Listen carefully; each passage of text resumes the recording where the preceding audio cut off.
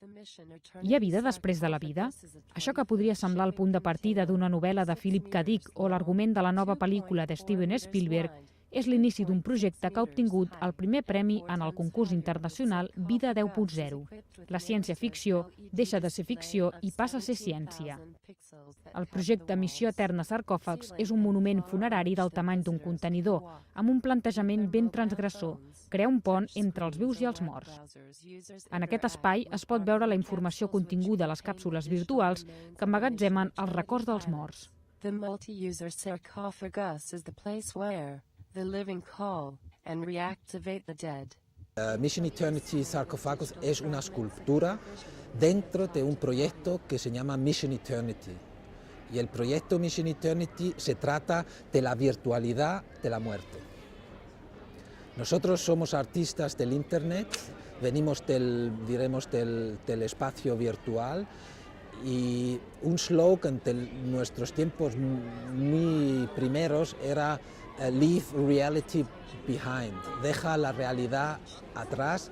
Y bueno, la muerte para nosotros es la virtualidad 100%. Amb aquest sarcòfag electrònic es fa realitat el desig del ser humà de sobreviure d'alguna manera després de la mort.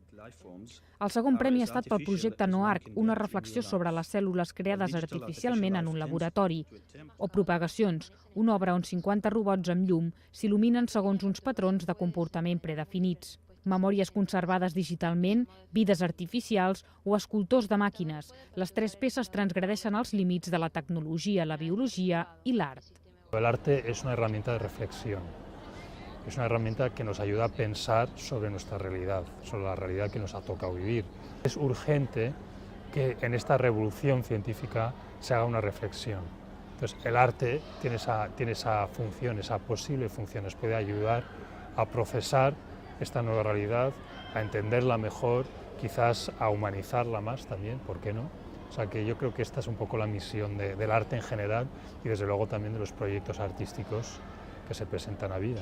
Aquestes propostes d'art electrònic semblen de ciència-ficció, però tenen en comú que parlen de coses tan reals com la vida, la mort, l'ús de la ciència o la manipulació cel·lular. Integrated into the display of the sarcophagus, each terminus assumes the role of a dead pixel. It replaces the light on the displayed information on the wall with mortal remains. A unique RFID tag identifies and assigns each terminus to its corresponding Arcanum capsule online.